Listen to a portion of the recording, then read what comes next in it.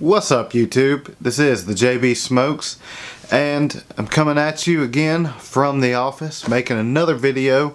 Hopefully you watched yesterday's video about the channel update. Again, just want to say I'm sorry that content hadn't been created. But for today's video, I am entering Pottsville Piper's 200 sub giveaway. Man, I'm just want to congratulate you on 200 subs, and the questions that you are going to have us answer, or have had us answer, they're pretty good questions, especially around this holiday season as we just celebrated Halloween. So let's get right into it. The first question you asked is, what is your fondest or favorite Halloween memory?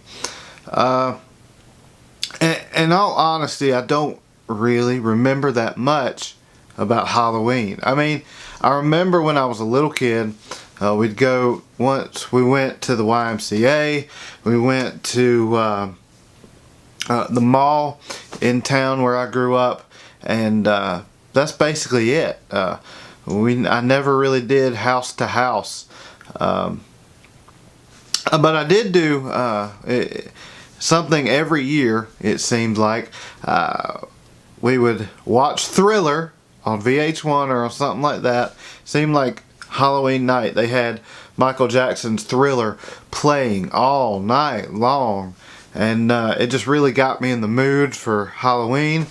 And then we would go to the haunted house on Williford. It wasn't really a haunted house.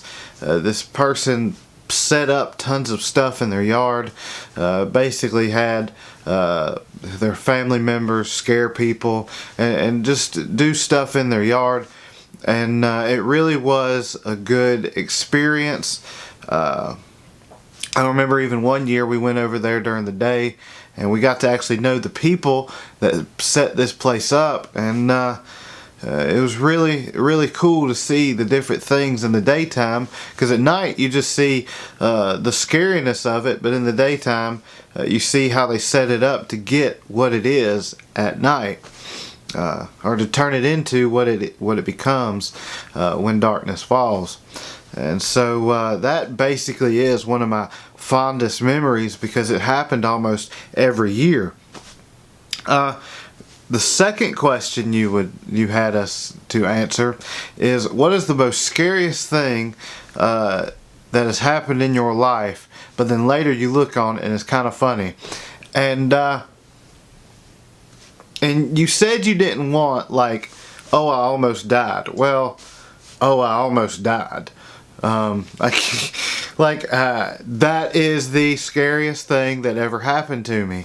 In 2011, me and my roommate, we went down to Myrtle Beach, South Carolina. Now, I can't swim. Never have been able to. Well, let me take that back. I can swim, just not above water. I can move in a pool. I can go from one end of a pool to the other end of a pool, but I have got to be able to stand up in order to get my head out of water. Like, my mind just doesn't comprehend, hey, you need to get your head out of water, you idiot. Like, it just doesn't comprehend it. And so, like, I can't swim, basically. And so that morning, go out to the beach, and I'm body surfing. Like, nothing's ever happened to me before. Like, I body surfed. I can ride a wave in, and that's all good. And then I remember we got down to the beach, and I'm body surfing, and there are these signs out on the beach saying, no swimming, no swimming. And like, in my mind, I'm going, well, I can't swim. I'm just body surfing. Like, not making a connection. I don't know why it didn't make a connection, but so it didn't make a connection in my head that there was something going on in the water, that they're not wanting us to swim. And all of a sudden this wave comes, and I'm looking at it, and finally, there's going to be a wave that I can body surf all the way in. Like, it is awesome. If you've ever body surfed, you know what I'm talking about. I mean, some of you can get, sometimes you get a wave that just slams you and that's all it does. But sometimes you look for that perfect wave and you jump right at the peak of it. And this was going to be that wave. But then it hit me. And it pushed me under, and next thing I know, I'm jumping up and down, realizing that I'm brought further back than I was the first time. And so I start jumping up and down, trying to get breath, trying to get my head above water so that I can breathe. Like, I'm not thinking about, oh, I need to swim sideways, or I need to just float on top of the water and let the current take me out, then swim sideways. And I'm not thinking any of that junk. Like, all I'm thinking about is, oh crap, I'm about to die. And so the second wave comes and hits me, and by this time I'm flailing my arms around, realizing in my head, this is the last moment that I am about to take. Like, this is the last breath I'm about to take. And the third wave comes, and as it hits me, in my head, I give up. And I honestly say, Lord, take my life.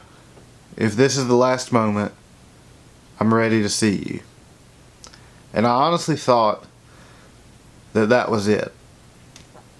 And I don't remember much more after that until I get into the ambulance, and the first thing I ask for is water. I almost drowned, and I'm in an ambulance asking for water. And the daggum EMT is looking at me going, I think you've had enough water today. And that isn't it. Apparently, salt water, and maybe the combination of salt water and the fact that you almost died gives you some kind of boldness. But so salt water, in case you didn't know, is a natural laxative. Yep.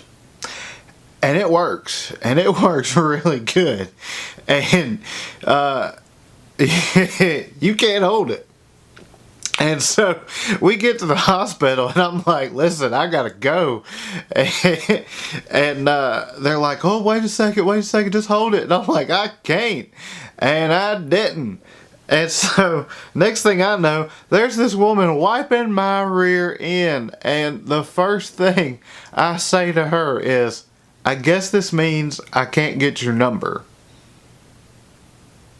In that situation, that's the first thought I had. And so it was the scariest experience I've ever had in my life. I honestly thought that I was going to die. But it's funny when I look back on it now, realizing that I shouldn't have even been in the water, and yet I still get in the water now. I just went a few weeks ago to the beach and still got in the water, and my wife freaks out every time I get above my ankles. And yeah, anyway, those are my two stories. Pottsville Piper, congratulations again on 200 subs, and until next time, God bless, sweet smokes.